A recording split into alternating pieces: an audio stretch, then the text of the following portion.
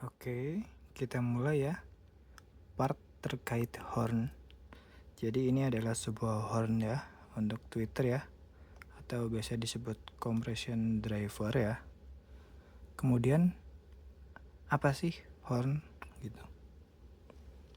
Oke, kita ke sini.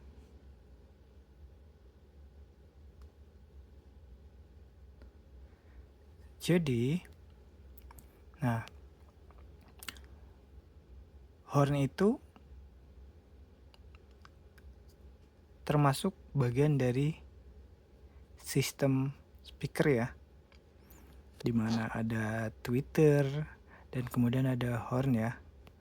Nah, di sini Twitter itu kan fungsinya untuk menghasilkan suara ya, suara frekuensi tinggi. Nah, kemudian horn itu untuk meningkatkan efisiensi dan ngatur distribusi suara gitu. Jadi corong gitu. Nah, sebelum kita ke horn, kita ke Twitter ya secara singkat. Nah, Twitter itu kan driver ya, yang kecil ya. Nah, emang dirancang buat frekuensi tinggi ya. Biasanya di atas 1 kHz ya. Kemudian kenapa nih Twitter itu kok ukurannya kecil-kecil gitu? Nggak besar kayak speaker woofer yang sampai 12 inch, 18, 10, 8 gitu. Karena, nah, Twitter ini kan frekuensinya tinggi. Terus ada diafragma ya, atau bisa disebut itu bagian yang bergerak ya. Jadi kalau kita lihat gambar itu seperti ini. Ya, ini ya. Jadi ini adalah diafragma ya. Bagian ini. Nah, jadi ini adalah bagian yang bergerak. Nah, dia itu pergerakannya sangat cepat gitu. Nah, karena pergerakannya sangat cepat, nah pergerakan tersebut itu tuh tidak bisa dicapai dengan membran yang besar.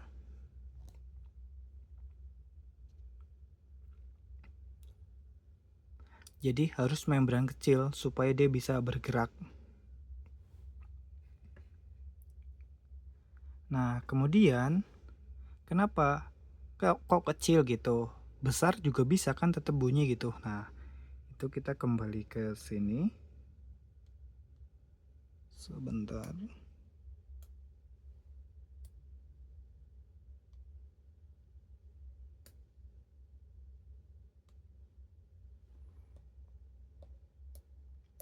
Nah, ini ya.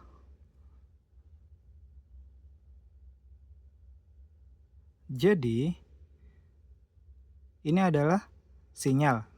Nah, ketika membran bergerak, kan idealnya cuman kayak gini ya. Dari 0 terus naik, terus karena nggak linear, dia pasti ada naik, turun, naik, turun, naik, turun. Terus pas stop, nah dia tuh idealnya kan langsung stop ya. Nah, tapi ada osilasi gitu. Jadi dia bergerak sendiri gitu. Nah, itu tuh bikin suaranya jadi distorsi gitu, yang seharusnya berhenti tetapi tetap bergerak gitu. Karena dengan membran yang besar itu tidak terkontrol ketika gerakannya sangat cepat gitu.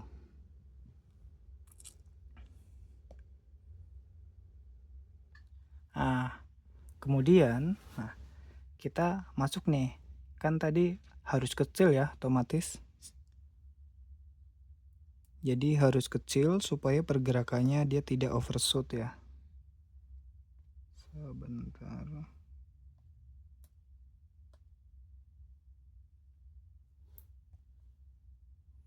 Jadi ini tuh pergerakannya sangat cepat ya, ini diagram ini. Nah, terus karena ininya kecil, otomatis ada masalah nih. Jadi supaya lebih kenceng, karena kecil walaupun dayanya dinaikin ini nggak efisien. Karena ada ketidakcocokan antara impedansi akustik di sini, ya, dengan di luar atau di udara sekitar gitu ya. Ini katakanlah udara sekitar dan ini di dalam ya. Jadi di sini tekanannya tinggi, di sini tekanannya rendah. Nah, karena hal itu otomatis jadi ini gitu, jadi suatu hambatan ya. Nah, kita tuh perlu impedansi matching gitu. Jadi dari impedansi tinggi ke impedansi rendah. Nah, disitulah horn masuk. Nah, supaya lebih ke gambar nih, apa sih impedansi tinggi dan impedansi rendah? Nah, kita bisa nggambarinnya itu kayak riak air gitu. Nah, untuk gambaran gimana nih impedansi tinggi dan rendah kok bisa bikin kacau. Ini contohnya pakai riak air. Jadi kan ini ketika kita ngelempar batu ke sini, nah ini kan terjadi gelombang. Nah, dia ketika menabrak batu ini daratan, dia sebetulnya air ini berusaha menggerakkan dari batunya berusaha digerakkan gitu. Tapi karena impedansinya berbeda, otomatis karena impedansi yang berbeda, dia tuh mantul kan. Jadi yang seharusnya diteruskan ke sini, tapi dia mantul ke sini malah balik lagi. Nah, itu gambaran impedansi akustik seperti itu. Kemudian otomatis kita tuh perlu ini kan impedansi matching gitu. Jadi kita masuk ke file yang PDF.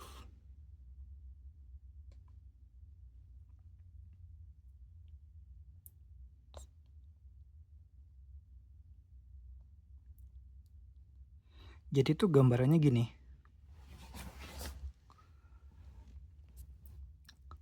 Jadi horn itu kan fungsinya untuk impedansi matching ya. Jadi dari tekanan tinggi ke tekanan yang rendah. Jadi tweeter itu atau compression driver itu tekanannya tinggi. Itu makanya namanya compression driver. Jadi karena tekanannya tinggi dan lubang throatnya kecil. Nah, itu sama seperti telinga kita tetapi dalam fungsi yang terbalik gitu. Nah, telinga kita ini ya. Ini harus saya besarin. Telinga kita kan ini ada gendang telinga nih atau tempat bergetar ya. Ini. Nah, kemudian ini adalah sebuah corong gitu. Nah, ini corong. Jadi di sini tekanannya kan rendah nih. Nah, terus masuk ke sini, otomatis tekanannya membesar. Karena tekanannya membesar, dia menggerakkan si gendang telinga gitu. Nah, dalam hal ini Twitter itu fungsinya dibalik gitu. Jadi ini yang bergetar, nah otomatis yang di luar jadi ikut bergetar gitu.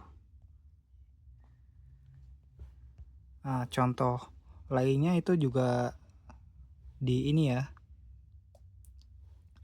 Jadi seperti di zaman dulu itu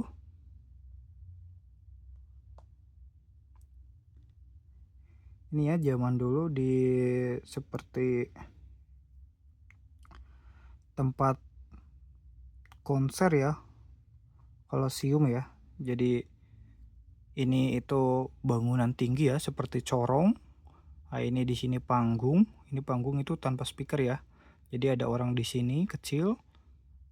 Nah, terus orang yang di sekitar sini itu tuh bisa mendengar dia gitu. Nah, itu prinsip dari horn gitu. Jadi dari sumber yang kecil itu bisa terdengar ke sumber yang lebih besar gitu dan lebih banyak. Karena terjadi impedansi matching gitu. Seperti kita ngomong. Nah, kalau ngomong biasa kan suaranya biasa ya. Tetapi kalau kita bikin horn atau corong pakai tangan, nah itu kan suaranya jadi membesar tuh. Nah, terus suaranya jadi aneh. Nah, suara yang aneh itu tuh karena efek dari penguatan corong yang kita bikin gitu di frekuensi berapa.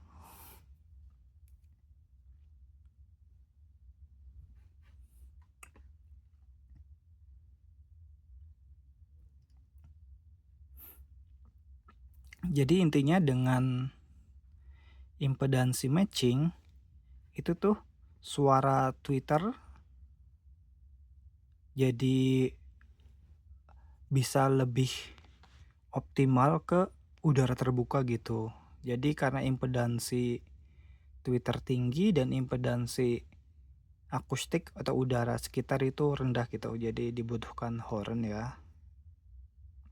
Oke ya, kemudian kita ke fisiknya langsung ya, horn ya. Nah, jadi horn selain sebagai buat impedansi matching, dia juga berfungsi sebagai peningkat efisiensi gain gitu ya. Karena impedansinya kan tersalurkan dengan baik ya, otomatis suara yang dihasilkan jadi lebih kenceng gitu. Jadi tanpa nambahin daya listrik gitu atau daya amplifier, otomatis si Twitter dalam hal ini ya compression driver ya, jadi lebih kenceng gitu. Kemudian manfaatnya juga karena horn ini tuh punya coverage ya. Jadi dia punya area horizontal dan vertikal. Jadi itu disebutnya pengaturan pola sebaran ya atau directivity control ya. Nah, itu tuh biasanya punya ini coveragenya 90 derajat ini ya. Horizontal 90 derajat berarti dari titik on axis itu 45 ke kiri, 45 ke kanan. Dan vertikalnya itu 30 ke atas, 30 ke bawah, seperti itu gitu.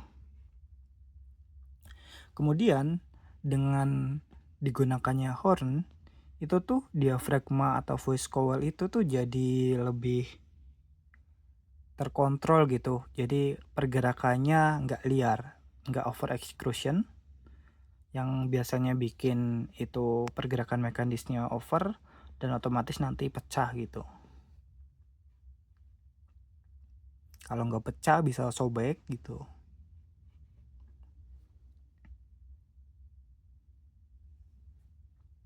Nah, idealnya horn itu tuh bisa mengcover frekuensi terendah yang dihasilkan dari Twitter sampai dengan frekuensi tertinggi. Nah, ini contohnya nih. Dia bisa dari 600 sampai 20 kHz gitu. 600 Hz sampai 20 kHz. Nah, kemudian horn itu juga punya polar. Jadi dia punya polar atau sebaran ya. Tadi selain 90 horizontal, 60 vertikal, dia juga punya pattern polar. Jadi nggak di semua frekuensi tuh dia polarnya segitu, 60 kali 90 derajat gitu. Jadi dia ada sebaran-sebaran tertentu ya di frekuensi berapa yang menyebabkan ada perubahan gitu. Nggak jadi 90, bisa lebih sempit, bisa lebih besar. Biasanya ketika frekuensinya rendah, itu tuh dia jadi lebih lebar gitu. Nah, ini contohnya ya. Dia di 1000 Hz atau 1 kHz dia polarnya lebar atau suaranya bisa menyebar kemana-mana gitu. Ini berada di ini kan 3 ya, minus 3. Kemudian di 60 derajat juga di minus 6 ya, lebih pelan. Nah, ini. Jadi cara bacanya ini ke sini itu 0 dB, ke bawah itu semakin pelan gitu, semakin sempit. Dan ini itu derajatnya.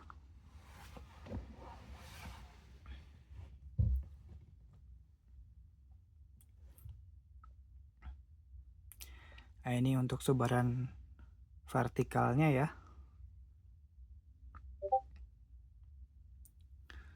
Kemudian saya rasa kita perlu kembali ke foto yang tadi. Nah, ini ya. sebentar. Jadi ini tuh foto diagram ya, yang ini voice coil ya. Terus ini di sini ada throat, ini yang biasanya disebut itu mulutnya berapa inch. Terus ini horn. Nah, horn ini tuh dari sini nih.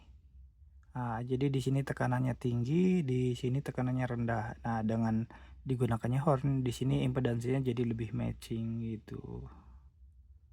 Karena ininya semakin dari kecil, dari sempit, terus melebar, melebar, dan melebar, dan matching dengan udara sekitar.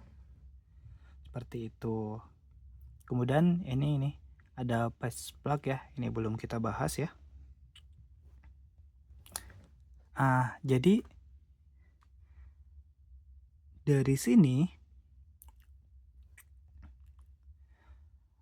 ini kan bergetar menghasilkan suara. Nah, ini tuh yang kuning ini, patch plug ini tuh dia punya bagian tertentu ini yang ada celah-celah kecil. Jadi dia celah kecil terus membesar. Nah, dia tuh fungsinya untuk meneruskan suara di frekuensi tinggi. Kenapa nggak langsung? Kalau langsung seperti ini, nah nanti terjadi cancelling gitu. Karena frekuensinya tidak terkontrol. Jadi secara kasarnya itu dari sini, dari dekat sini itu dekat apa?